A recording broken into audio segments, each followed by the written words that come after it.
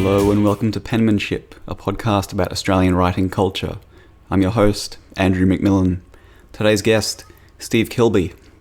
Steve is best known as the songwriter and frontman of Australian rock band The Church, a role which he has inhabited for 35 years across the band's extensive and respected career.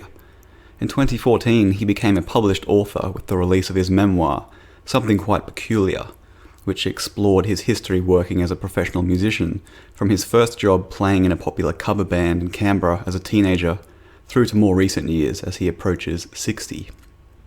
I first met Steve in February 2013 when I interviewed him for my book, Talking Smack, about his experiences with illicit drugs in general and his addiction to heroin in particular.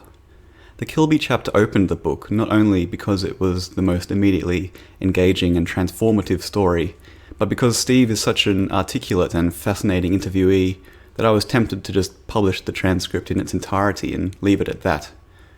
This conversation took place on a Sunday afternoon in a downmarket hotel room in inner-city Brisbane in early July, when The Church were playing 2 shows at the Triffid. This was billed as a double album tour, where the 1982 album The Blurred Crusade and the band's most recent album, Further Deeper, were intended to be played in full, but as we discuss here, the band soon realised that wasn't such a good idea. While we spoke, Steve and I sat on the floor of the hotel room with a microphone between us.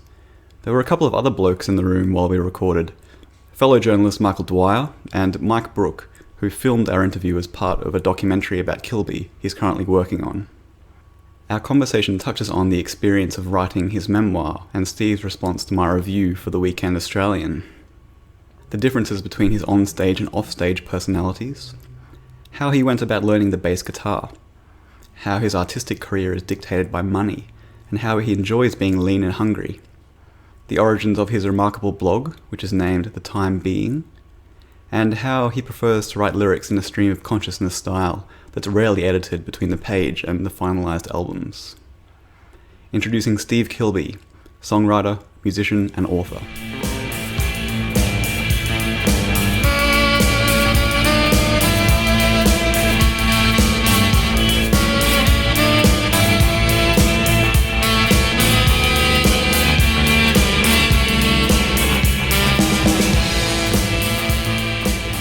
Steve Kilbey, welcome.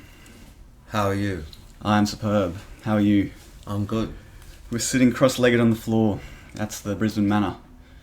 You've played one show at the Church last night, you've got another one tonight. That's correct.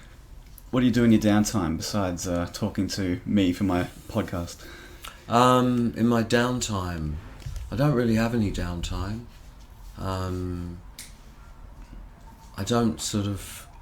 I don't watch TV, I don't read books very much, I'm sad to say. I'm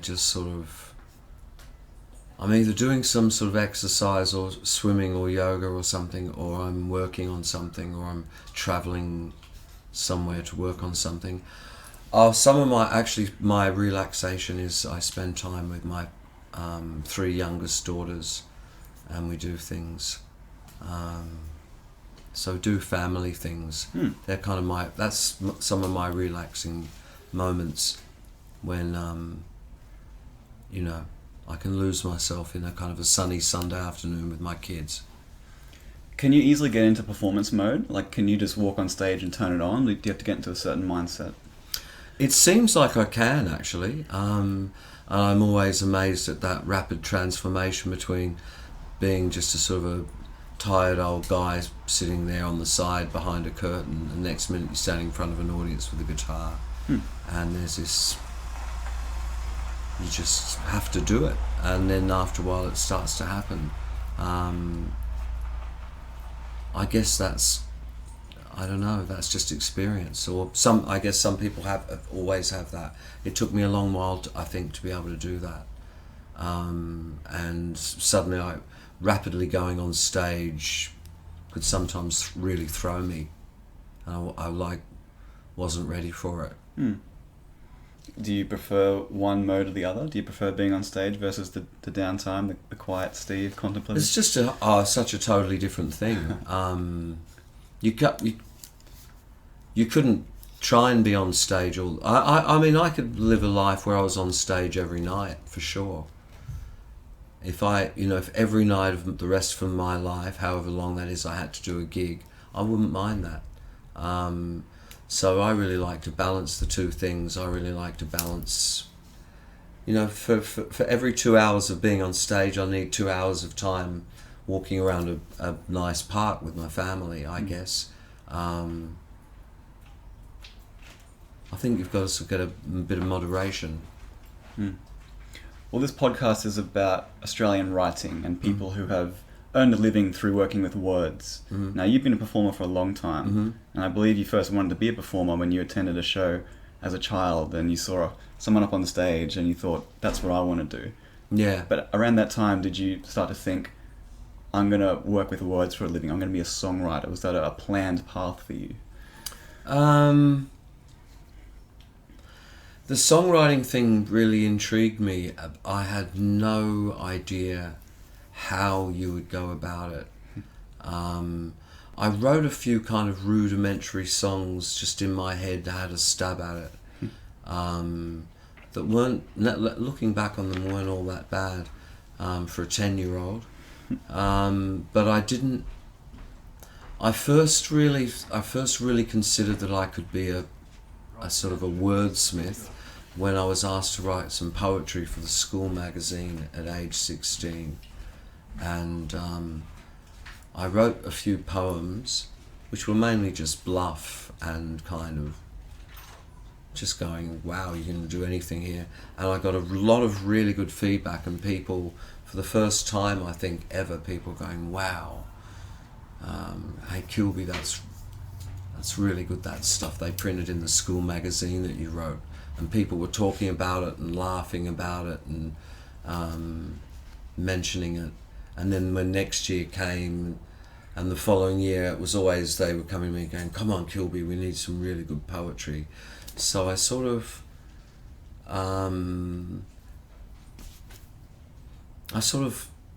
but I always had this kind of yearning to write things and thinking about planning stories. And I saw sentences and appearing for stories I wanted to write about the things that I was interested in at the time. Although I never really wrote much down, sometimes I wrote some satirical things about my family, which I gave to my mother, and she said she was really angry. I wrote this nasty thing about each member of the family, going, oh yeah, she's a great person, oh yeah, but she does this, and she when you weren't here one night and we had to go to bed and blah blah blah. I don't know. I wasn't really a sort of a wonder kid, like some knocking out prose or anything like that. Was creativity valued in your family at that time? Did they admire writers? Was there a lot of books in the house? I would say, yeah. I would say creativity. It wasn't like it was a hotbed of intellectual pursuits and discussing Proust and Voltaire at dinner and stuff like that. But certainly, they read books and they liked sort of nice paintings and music especially, My father was always keen on music and used to say to me, no matter what else you do, make sure music is the main thing in your life. And his whole attitude was, I think, as things progressed, as I grew up, he was always sort of saying music is the most important thing. Though he never said why, but when he listened to music, he sort of seemed to be like the summit of life's pleasure, putting on a record you like and sitting back and listening to it. And so certainly that idea, although what that music should actually be, he and I very much differed in opinion about, but the idea that music was important was a paradigm at our house that I certainly enabled me to get a load of musical equipment out of my dad when I started playing, oh, Dad, I need an amp, I need a guitar. And although sometimes he would lend me the money, sometimes he would go guarantor for loans that I had to take out, but he never went, no, he was always, all right, yeah, and he'd come in the music shop and the guy had explained why I had to get this PA, and so my parents were very supportive, and my mother, believe it or not, helped me dye my hair and helped me, she found a clothes maker who wanted to make me stage clothes when I was going through my glam rock period and things like that. So they were kind of very supportive in their own way. You're fairly unique among performers in that you are a bassist frontman. Mm-hmm. You learned bass first, is that correct? Rather than taking up the 6th string, you took up the 4th string. Yeah, I did. Was that just to be different? No, I just I had the calling, I had the vocation to be a bass player. I don't know how people pick the instruments that they play. I don't know why some people play this and that, but I always had a kind of a vocation to play bass right from a sort of an early-ish age. The bass guitar was the thing that kind of intrigued me, and the sort of the sound of it. And so when I got to 16, I sort of nagged my father enough. I knew I wanted it to be a bass. Yeah. And it took you a while to get an amp. I read your memoir, your autobiography. So the one that rushed to a bad conclusion. That's right. I liked it up until the ending. No, I hear what you're saying about that. You know what? I was relieved to see someone write that, because when I wrote the book, I thought that it did that as well. And yet I didn't know how to get around that, and I thought it was most unsatisfactory that it did that. On the other hand, as I say, I didn't know what else to do. So I didn't resent you writing that at all. I kind of agreed with you. Sorry, what was the question? Oh, well, we can jump all over the place if you want, but you're a varied and an interesting writer. Like, you've done the book thing now. You're now a published author. Perhaps you had a book before that, I'm not sure, but this is like your first major publication. It's been, 6 to 9 months since the book came out. How's it feel now? How was it received? Do you have any sense of that compared to, say, your albums that you've released over the years? I think it was received quite well and got a fair bit of press, and it didn't sell that well, and it didn't sell that badly. It's just been a very moderate medium book in every way. Nothing out the hat, nothing to write home about. It's my memoirs, it's a story of my life. And you're good at it. You are good at writing in that style, and the way you threaded the narrative through the whole story was compelling, and credit to you for pulling that off. It's a tough thing to do. Well, thank you. Yeah, it's just I wonder if I tried to write fiction, if I could sustain that. I don't know. I don't have any real urge to do that. So that'll probably be the last book I ever write, I'd say, unless somebody commissions me to write a book about Sid Barrett or I don't know, something. I don't think I'll do any more writing. I think that's enough writing. In that sort of writing for me, writing books. I prefer writing lyrics, definitely. Well, I went to the book launch with Robert Forster here in Brisbane, and he asked you where it came from, and you essentially said the publisher offered you some money to do it, and that was the reason why. Yeah. Had you been accumulating material up until then? No. Or was it purely from that point it was... No, it was... it's, my life's dictated by money, and at a period when I didn't have any money, someone saying, well, we'll give you 15 grand to write your book, was very attractive to me. Yep, all right, I'll write a book. And then I like to be commissioned. I like to be given a subject to do something on. Sometimes I like that feeling. Do something about this, write a song about this, paint a picture of of this.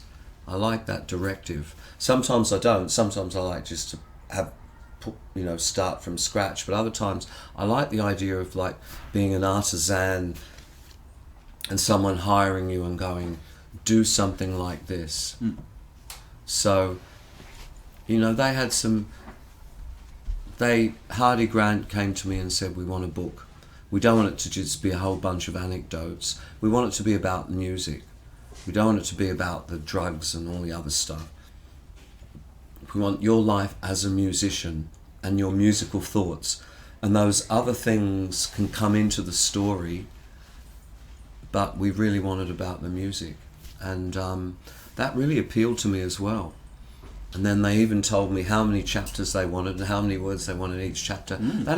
It kept on appealing to me more and more and more. Yeah. And so eventually, we kind of hit this mark, and I delivered my book, and they edited it and re-edited it, and I was kind of happy with the result. And I don't really think about it much now, and it's sort of for about a month when I travelled, it was at all the airport shops, and hey Steve, and hey Dad, we went to a newsagent today and there was your book. Yeah. Now I don't hear that anymore. It's disappeared to be replaced by Billy Idol or whoever the next guy is. Yeah, it's fascinating. It's just a constant process. I had the same thing, like visiting airports. Holy shit, there's my book. Awesome. And then next time you visit, it's out the back. It's gone, yeah. I know, it's had its cover ripped off and sent back to the publisher because no one bought it. Yeah. That's the reality, I suppose. But it's interesting to hear you say your life is dictated by money, because obviously that's true. And as an artist, that's what you do. You have to work on or rely on yourself to build your income. But to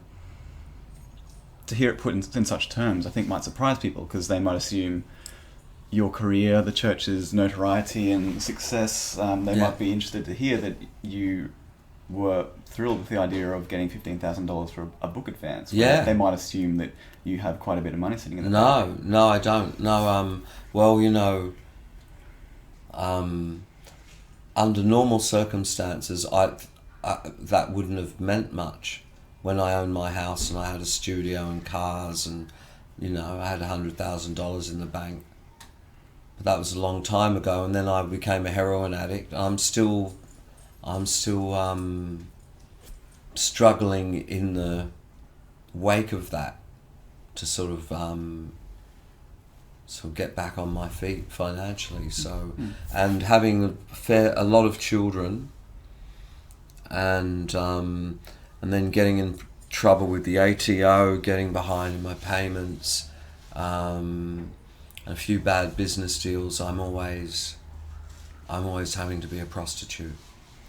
So these are the things that we don't hear about very often, or that artists aren't really happy to talk about generally. Like, who wants to hear about artists paying back the fucking tax office That's what right. they owe them? They want to hear about the great songs they've written, see them up on stage, glowing and glorious. Yeah. So I appreciate you talking about it. That's cool to hear your candor. It's just, there's two lives. There's life of Steve Kilbey, the guy paying off the tax office and driving to the shops to buy a bottle of orange juice for his daughters. And then there's the life of a guy who's sort of writing and recording and painting pictures and stuff. And it's not all dancing on clouds. It can't be. You got to come back to reality sometime. Do those? Yeah, but you see, I would have been cushioned, and you would have been right. You would have been, and if the 1984 version of me was sitting in the room and saw the version of me now going, yes, I wrote this book because I was getting paid $15,000, he'd go, is that all you got? And you did it for that, and that made you happy. He would have been very surprised, but he didn't foresee how I was going to drain all my resources. I didn't just drain the resources I had, but I sort of drained future resources as well, sort of trying to keep up the whole thing. And then it's still taking me a long time, and other mistakes and things that you just run into. It's just taking me a long time to financially recover, and I'm still haven't. I'm still kind of struggling. But the upside of that is I keep working all the time. I never say no. So if someone says, "Hey, do you want to do this or that?" I say yes to everything. so I get to do a lot of things. I'm still lean and hungry, and when I do something, I put a lot of sort of effort into it because I'm sort of relying on my craftsmanship to get me some more work in that area. So I'm not a sort of rich blasé guy turning up for an audition. I'm kind of, hey, what do you want me to do? I sort of enjoy the discipline of it. I don't know if a lot of money would do me any good. I think being sort of, I kind of enjoy the roguishness of my position of being so old and so broke, and I'm kind of well known, and I seem to be doing a lot of work. I seem to be like making a lot of money. I never sort of end up with any, and yet I keep rolling along, and I sort of get one more chance, and it's sort of funny. It's sort of fun. I'd rather be playing this character than some of the friends I know who own houses and they're sitting there waiting for their phone to ring, and then it seems like their life's all over. So my life's still a lot of fun if I want it to be, although it's a sort of a nightmare financially as well. Right. Well, the opposite of lean and hungry is fat and lazy, right? Yeah. So you prefer this version, this life. I guess that's much better. Because you have seen, I suppose, both sides of that. You've seen the duality of that. You made a lot of money and you had a lot of possessions, and now that's not so much the case.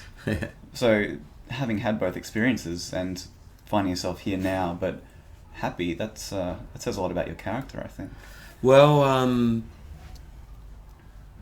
you're not saying "woe is me" and anything like that. No. I brought all my own. I created all my own wealth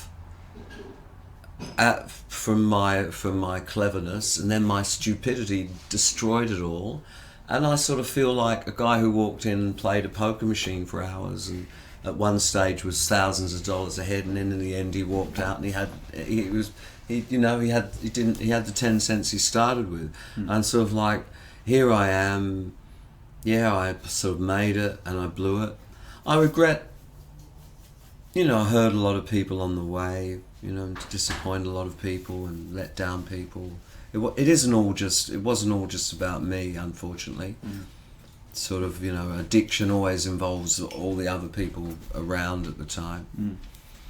But seems like it was a necessary thing to happen for me to go through that. And it gives me a lot of things. It gives me a lot of things to write about. It gives me a kind of a sort of an interesting life in a way. It's like I'm someone who, even though it was a self-made obstacle, I overcame it. And I'm willing to talk about it and sort of elucidate about it, and sort of makes it sort of like it's something that was the worst thing about me. I have now kind of compartmentalized and turned it into we could have Steve Kilbey on. He can talk about his daughters, his career, his book, and his heroin addiction. It's like it gives me all these facets, these new interesting things. Now that it's safely in the past, I can talk about it, and people are like, oh, good on you for beating it. So it's sort of, I've turned this negative thing around to a positive thing. I've transformed it, which I guess, it wasn't really worth it for that, but if you can get something out of it. I mean, the alternative is to be depressed and full of regret and that's downtrodden about what happened, whereas you're looking at it in an optimistic, almost grateful way, if that's correct. If you become depressed and feeling downtrodden and regretful about what you did, that's the surefire way to get back on it again. That's what happens with a lot of people who are addicts. When they get clean and then they look back on their life and go, oh my God, I've just realised what I did, all the things I've done, looking at it, and makes them want to get back on whatever it was that they got off of in the first place, to escape from the horror. So I realised that, and I've sort of, once again, compartmentalised it and gone, I can't spend my life regretting what I did in that time. Although I have to respect the feelings that people got hurt by it. I have to address that. I can't just lie around going, oh boy, I would be a millionaire now. instead of scrambling for every cent. Mm. You said you enjoyed writing lyrics more than writing your book. Oh yeah. What were some of the attractions? Who were some of the artists that you were listening to back when you started writing songs? Because I understand you were heavily into science fiction and like Lord of the Rings, Tolkien type stuff as an adolescent. Did that start to creep into your lyrics? I think all of those things. I think every book I ever read creeps into my lyrics, and all that sort of magic realism and surrealism and extraordinary stuff. And you know, when the Beatles went psychedelic, and reading poetry and reading, you know, the great poets and Shakespeare himself and everything you ever see and hear, it all goes. All these thoughts percolate around in your head, and they kind of recombine and become recontextualized, and they come back out as lyrics, along with your own sort of personal observations. In the end, you really can't tell where one thing starts and another thing ends. It's just, you write lyrics and it's like, it's the sum total of what you are, just coming out. Does writing come easily to you? Oh yeah, totally. I want to ask you about The Time Being, your blog, which I found years ago, before I even really knew your music very well, and because you would just post most days and just like the stream of consciousness, you know, a few words per line style. It was really fascinating to me. Where or how did that come about, that idea of blogging through Time Being? My brother said to me back in 2004, he said, you should have a blog. And the words really made me angry. I said, what the fuck is a blog? No, no one was talking about them. And he said, yeah, I'm going to get you a blog. And I said, I'm not interested in having a fucking blog. And then one day I opened up an email from him and he said, click on this link. And I clicked on the link and suddenly the whole page flashed up, all ready to go. And he'd sort of... He'd formatted it for me and he'd done all the aesthetics and he'd got a picture of me, and all I had to do, and I went, oh, okay. And I sort of tentatively wrote, I'm sitting here in an internet cafe and it seems like I have a blog, and I'm just seeing if anybody's reading this. And then I posted it and people were reading it, and then I got more and more adventurous. And I started, I didn't have my own computer at that stage. I was always in internet cafes. Just started going into sort of stream of consciousness stuff, and I went through a very opinionated stage. We had this big legendary schism, maybe back in 2007, where I said, anybody who eats meat, fuck off and don't read my blog anymore. I don't want you reading it. And a lot of people left, and we had a sort of a schism. So, I mean, some meat eaters obviously stayed on, but a lot of them went, that's it. And sadly wrote, that's it, I'm not being talked to like this. So I was very opinionated about drugs being legal and not eating meat, and about what Bush was doing and the sort of banksters and 911. And I went through a very, very opinionated sort of period. And I also went through sort of a lot of just writing about my family and sort of looking at family life in a different way. I think a lot of people really enjoyed that, watching my twins grow up. And other times I just go in there and write poems. And I just, every night I would sit down and I'd like, what are you going to do? I don't know what I'm going to do. And I'd sit there and it just start happening. I get the title and it all just kind of happened. And I started to enjoy that. I started to enjoy this idea of doing one every day, like no matter what happened. And I've fallen by the wayside now. I've sort of not updating it as much as I should. But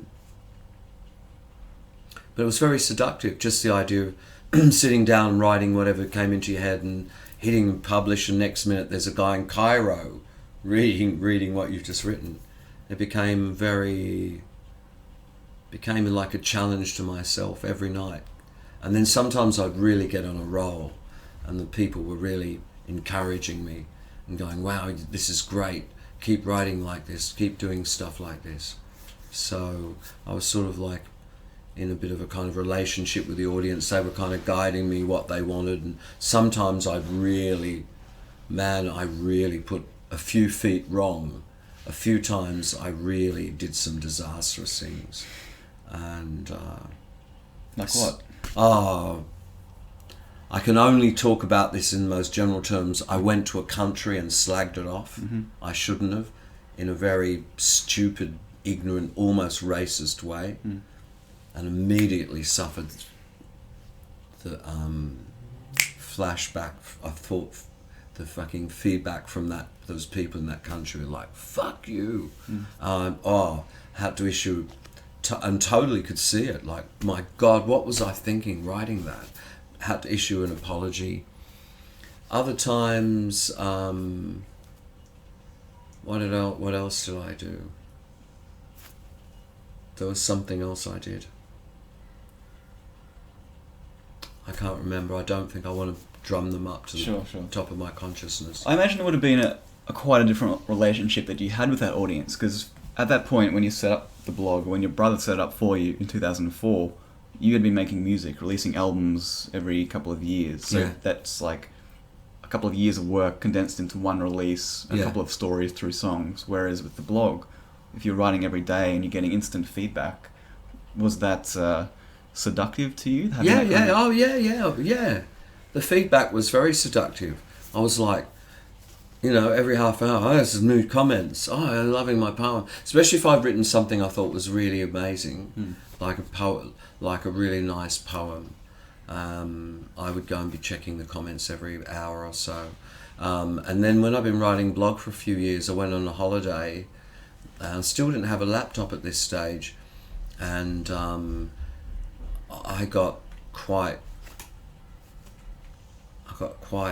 sort of jittery not having my blog, and then I went into this town and checked it in an internet cafe, and people going, where are you, and I'm like, I'm sort of letting my flock down by not sort of broadcasting every day. It was also this sort of like a bit like a bravado thing of like, can I knock out a blog every day?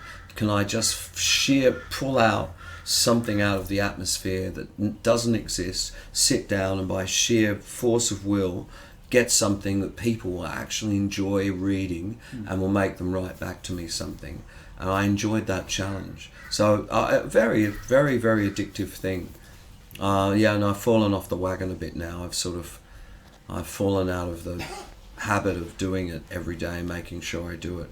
I bring my laptop along and I haven't written a blog. It's still an old one sitting there. So I don't know, maybe I'm running out of steam.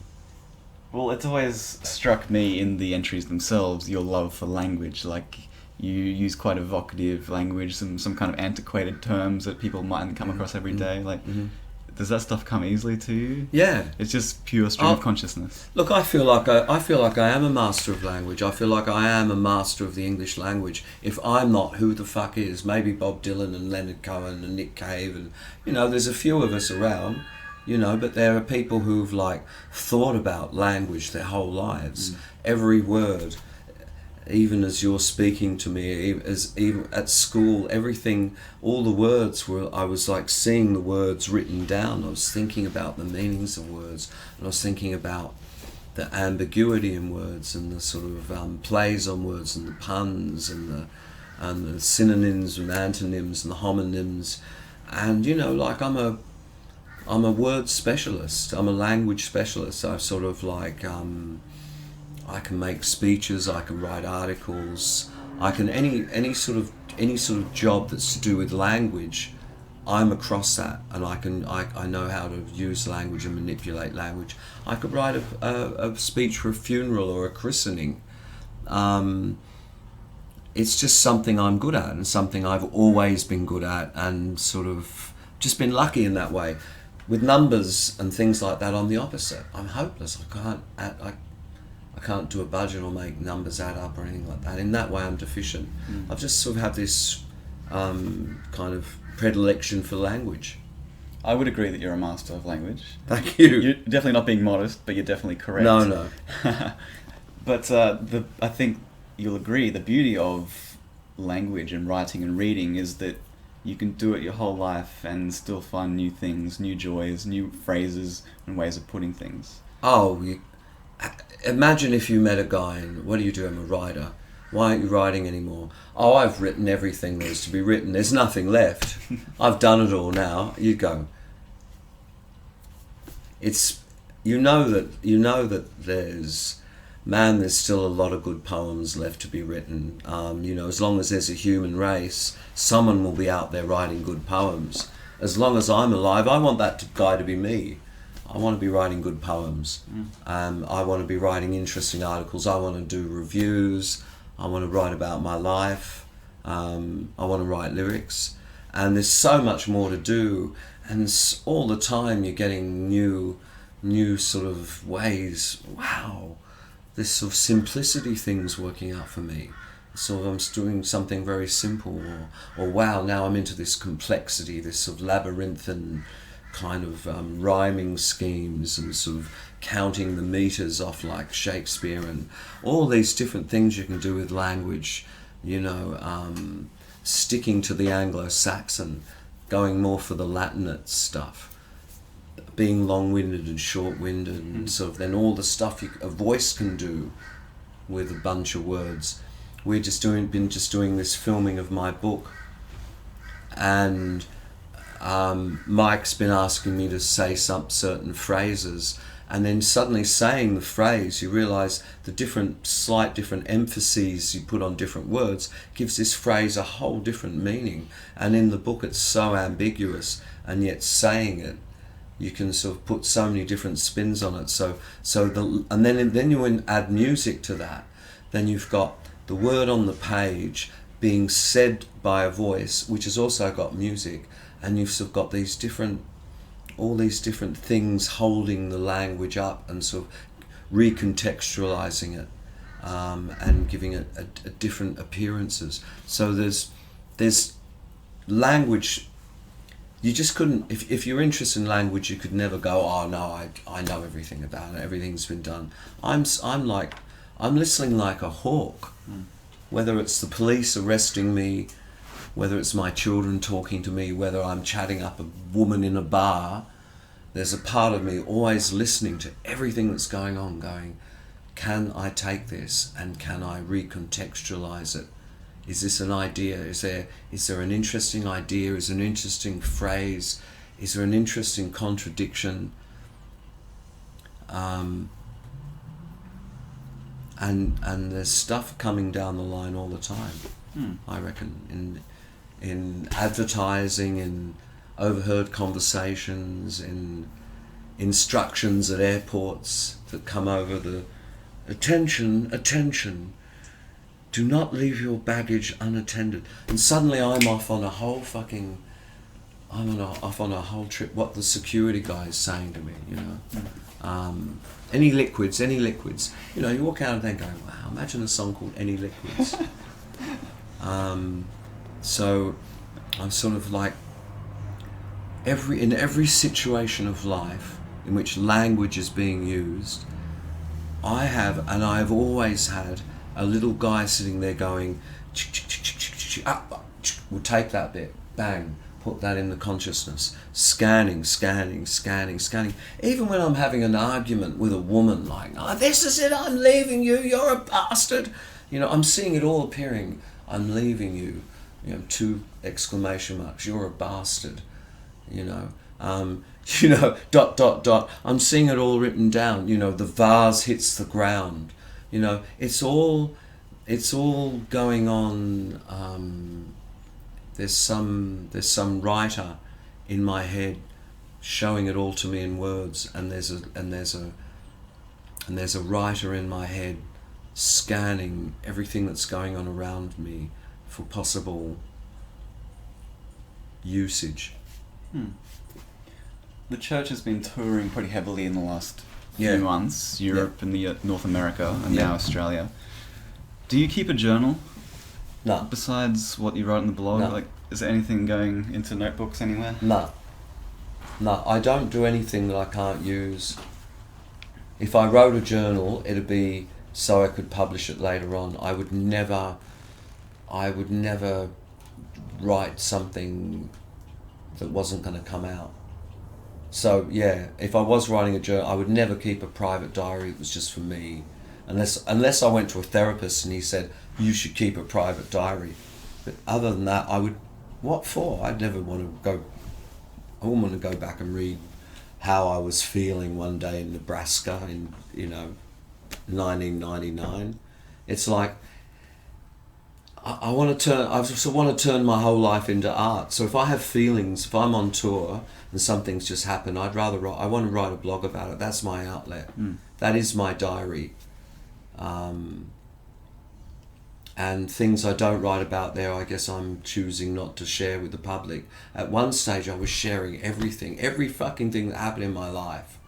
When I scored a bag of dope, when I had an argument with my wife, when my kids were playing up, when my car broke down, it was in there. That was my diary for a while. And I was so honest and laying it all out there. And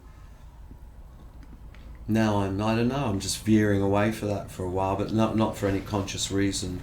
I just sort of lurch along, following my nose, and something saying don't write about all that anymore. So you're touring 2 albums here in Australia, Blurred Crusade and Further Deeper. Yeah, kind of.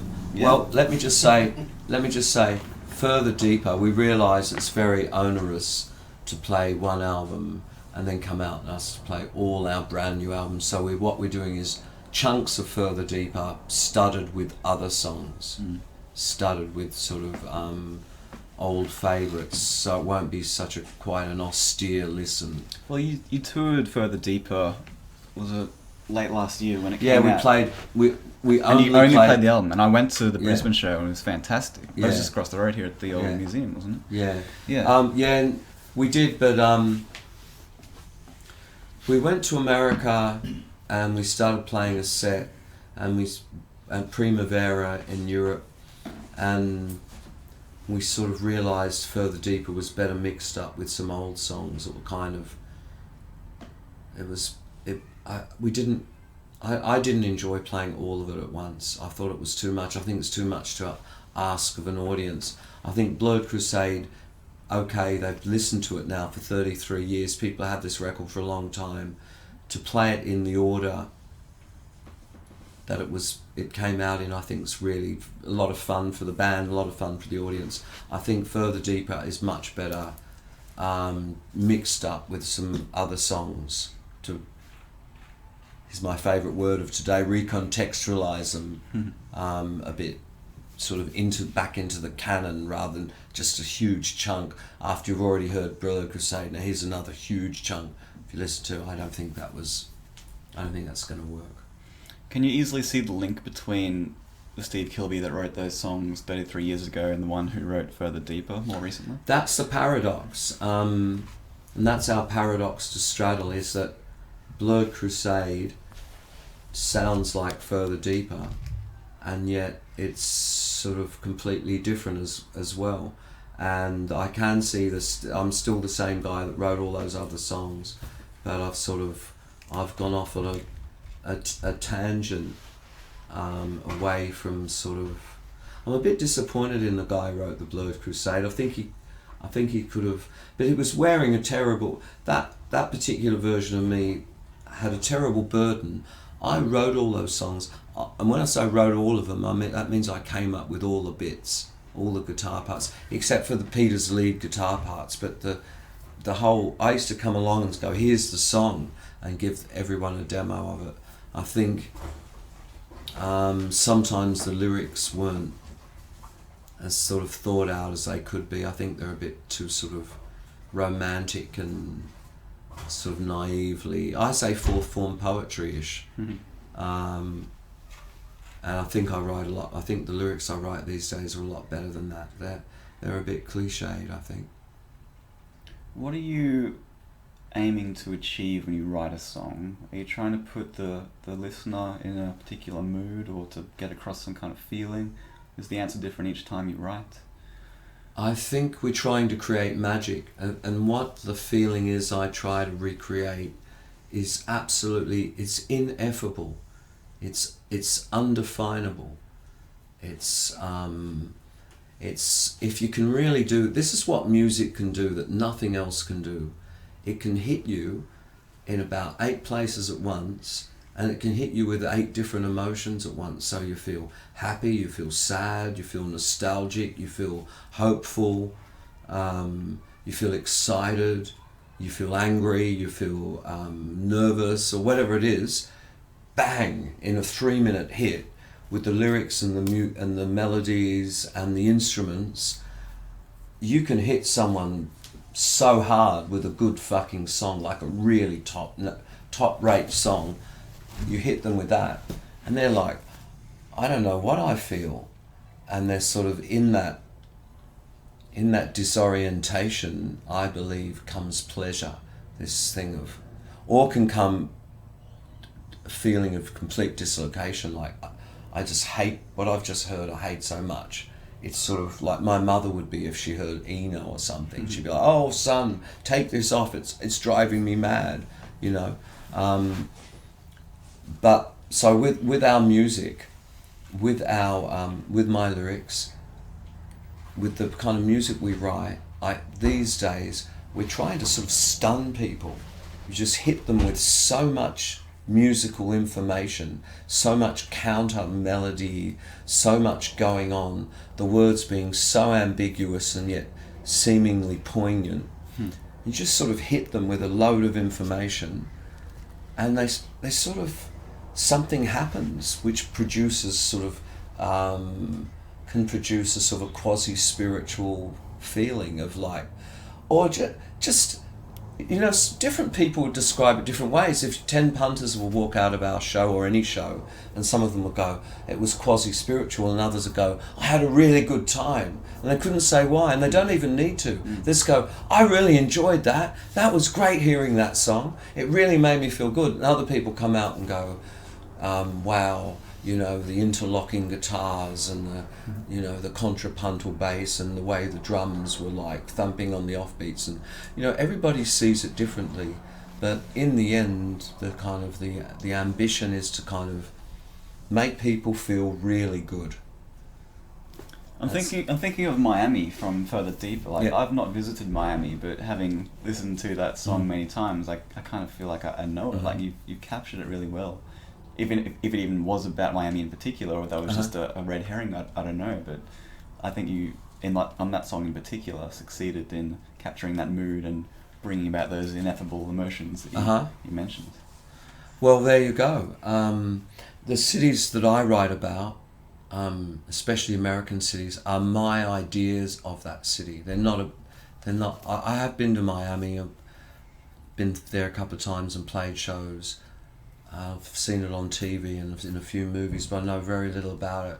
But suddenly when I take on my Miami and I go, I'm going to create my own Miami, I like it when other people come into my Miami, like you have. You're in my Miami, you're not in the real Miami. We're in this other Miami, a sort of an alternative version Miami, and the guitars are giving you all the clues. The music's sort of telling you, and the lyrics are kind of hopefully open-ended enough that you can see there's a vague sort of story going on in there, but really all the details, the more you're enjoying that song, getting into it, you're kind of providing those details yourself. If you're enjoying that story, making all those jumps, and I think that's a really good thing to do. I like that. I think that Shakespeare wrote Merchant of Venice. I doubt whether Shakespeare had been to Venice. I doubt whether he had. But, you know, it's about his Venice, how he saw this merchant in Venice behaving. And, you know, when he reimagines all those Italian cities, had he really been there? But he writes like he has. And so therefore he takes us, you know, when Shakespeare writes about Verona, it's Shakespeare's Verona, it's not the real Verona. And, you know, when I write about Miami, it's my Miami. It's like there is no right or wrong answer, it just It's your interpretation. That's right. And not only is it my Miami, it's your Miami, and whoever's Miami in the audience. Here's Miami for you. Here's another. You can, for the 8 minutes that this song goes, if you listen hard enough and enjoy it, you can visit this Miami with us and sort of take part in this sort of stupid adventure, whatever it is, whatever you see it being. Are you precious about your lyrics? No. Do you edit much between your first draft and what ends up on a record? Usually the first thing I write, about 95% of the time, is what it will be. And then sometimes when I try and sing it, I realise I have to sort of adjust syllables here and there and sort of give and take. Sometimes to sing things, I have to change it a little. But usually it's like I get it, most of it in the first big rush. Has that always been the case? Like with the Blurred Crusade, perhaps? Would it have been different? Yeah, I'd not. You don't find me sitting there for hours going, oh, I don't do that. I sit there and I go. I write it really quickly. I just do, just like some other guys can tune a car up quickly. I could never do that, but I can write words. Do you need the music to write words? I need the music to write the words. Always. Though I'm working on a project at the moment where I'm just writing the words without hearing the music and supplying them to somebody, which is normally the opposite of what I do. I find that kind of interesting. So then I sort of hear a kind of a dummy song in my head that I write the words to. But always surprised when the words come back and someone's taken them and done something completely different. But that's not normally the way I work. I don't think that's necessarily the best way to work. I think the music should inspire the words. I think that's the way it should happen. If you pick up a bass guitar, like you don't have a guitar in this room that I can see, but if you were to pick up a bass, what would happen in your mind? What would you start thinking about? What would you start... When I picked up a bass now... Because you've played every single note in every single key. You know the instrument so well inside and out. What does that represent to you, the instrument now? Well, it would depend on which bass I pick up. When I pick up other basses other than the bass I always play, it's a bit like going to bed with someone when you've been used to going to bed with one person for like the last 15 years. Suddenly you're in bed with somebody else. You're going, wow, this is different. That's how I feel. So I was at this studio the other day and they asked me to play a Paul McCartney bass, and I was like, yeah, this is. It completely undid me, and like after a while they said, look, you have your old one back. So I got my own one back. So when I pick up my own one, I sort of feel like I think I feel like a wizard picking up his staff or a witch picking up her wand. I feel like I've got my accomplice. I've got my thing which sort of can receive and transmit the energy I've put into it. All the kind of love and the years and the music that I've put into this instrument is available to come back. And some nights it feels like an accomplice. It feels like it's giving back to me as I'm playing it. And sometimes at rehearsal it feels like it's not going to give me anything at all. It just feels like a lump of wood and metal hanging around my neck I'm plonking away at. And then other nights on stage it's like it's come alive, and all the music that's gone into it is sort of like it's a battery that's charged, and it's playing itself. It's helping me to play it. It's a strange feeling. It feels complicit in what I'm doing. I feel like I know it, and I feel it like it knows me. That's the idea behind those. A wizard has his piece of wood. He's put a lot of thought and love and power and mojo into that, and the thing can receive it and transmit it. When he needs like a battery, he can sort of. I guess that's what it's all about. I feel like that's happened with my bass. I feel like I'd be very sad if something happened to it. I feel like it's sort of part of me now. And if I picked it up now, I just sort of start going on the high strings. I'd start fiddling around. It would be the most comfortable feeling, like sort of petting an old dog or something. It's really nice to know an instrument like that. How long have you had that particular instrument? I guess I've only had that one 15 years. It's a long time. Yeah, but I've sort of really, I've really grown to love it. Like I would never, you could come in here and say, how would you like to have this bass for free and this bass for free, and how would you like? I go, nah, I got my bass. I don't want any other bass. I don't want to play. I've got a 6-string bass. I've got my bass, and that's it. I'm not interested. I've got the best bass that I could have. If there's a better one out there, I don't really even want to know. A bit like a marriage, I guess. It's like when you go, I'm happy with what I've got. It does everything I want. When does the 6-string come out? I'm not sure if I've seen you play. Yeah, no, the 6-string, all of Priest equals Aura, I decided to make a stylistic leap and to play 6-string bass with a plectrum for all of Priest equals Aura. That would be my bass, that would be the sound, just so the album could sound completely different.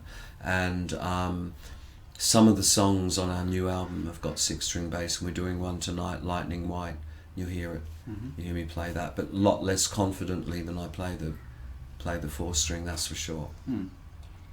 Playing bass and singing at the same time, did that come easily to you? Like, because I'm an amateur guitarist and bassist myself, and to me, because I never learned to sing when I started playing, to me they're such distinct skills, and when I try to combine them, it's so hard to make my mind think that way. Like, you, it's been second nature for so long. I don't know if you can even answer this question. Well, I started off as a songwriter and a bass player, and I guess I used to sort of write the songs singing along and playing the bass. I think the worst thing to do is to try and think about it too much, and you've just got to try and let the two sides not interfere with each other. The singer not to interfere with the bass player and vice versa. I think trying too hard is a ruination of that idea, though. Like, really trying to make it work, you've got to really just lay back and feel it and not think about it, and that's when you're going to have a hope of singing and playing bass at the same time. There's still certain little parts of the night that escape me, and I know Tim would go, they don't escape me when I just can't get the phrasing and the bass perfect. It's just like for some reason they are just so, and then I tend to focus on them and go, oh, this bit's coming up, and then it always happens. It's just slips by. It's nothing major, but you just gotta get it in there. You got to do it by muscle memory, figuring out how to play it and sing it at the same time. Then you just punch it into yourself so it can just come back out at any given time. Yeah, I'm not sure if you even think this carefully about it, besides what I'm asking you now, but your voice provides the vocal melodies, but the bass that you play is not often the melody. Usually it's the guitars that drive the melody musically. Is that correct? So you've got your voice doing the melody and your fingers doing the rhythm. The bass part, yeah. That's, two totally different skills. Like, do you often realise that, or is it just purely, that's how it is? You know what? I've been doing this for so long. I've been the bass player and the singer in the church for 35 years. It's just sort of... It's just what I do. In some ways I have the easiest gig because I don't have all the pedals, and these other guys, Tim, it's got this complicated stuff. It's all the computers and click tracks and all that. And the other guys with all their pedals, I don't have that. I just have the singing and the bass playing. And they're both very intuitive. They're sort of... I've been doing it so long and practicing so long and playing so many gigs. It just sort of happens. And it's one of those things that might seem hard at first, but if you give it a few tries, you might find it's not quite so hard. Sure. I don't know if everybody's cut out to do it. I don't know how hard it is anymore. It's easy for me now, but I could see when you first start out trying to do that, you might go, Jesus, how can you sing and play at the same time? Because you sort of start, if you start favouring one, the other one falls off. All right, coming towards the end. How far into the future are you looking? Are you looking for your next commission, your next assignment, or after this tour? What else is on the cards? You're writing words for this other musical project. Yeah, I'm doing that. I'm going to be in this Jeff Buckley thing. Yes, tell me more about that. Jeff Buckley, Tim Buckley. Someone's writing a kind of a libretto. It's going to somehow. This is all I know. There's a bunch of Martha Wainwright and a bunch of other people from all over the place. I'm the only Australian artist in it. I'm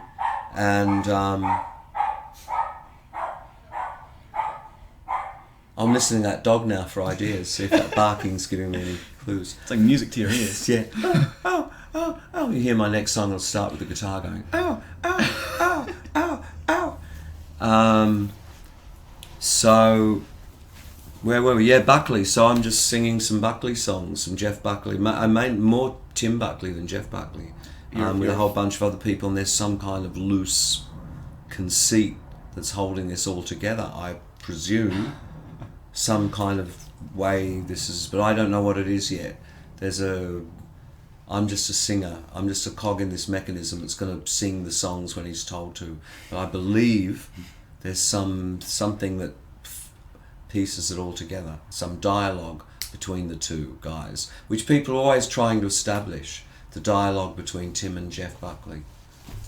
Is that just another case of you being offered something and just saying yes because it sounds good? Well, it's fortuitous. The money's good and I want to sing the songs. So that's like,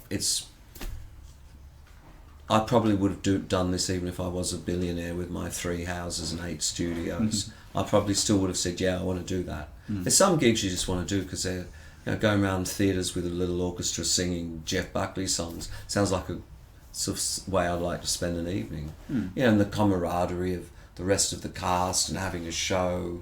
That's a very addictive thing. You like performing? Yeah. I mean, I sensed that when I first met you and I interviewed you for the book, like you turned on your performance, your interview mode, yeah. And you were fantastic, and you have been today. You enjoy being on stage, and you have for a long time. Do you ever see yourself tiring of that? No. It's totally addictive. Even if I end up and I'm 85 in an old people's home, and if I'm just giving speeches at lunchtime when people have birthdays, I will still be like relishing it and sort of giving it everything I have.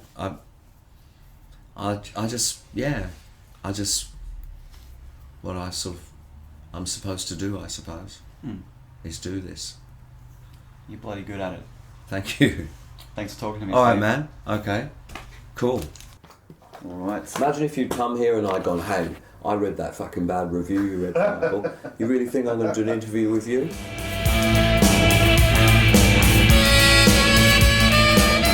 Thanks for listening to Penmanship, and thank you to my guest, Steve Kilbey.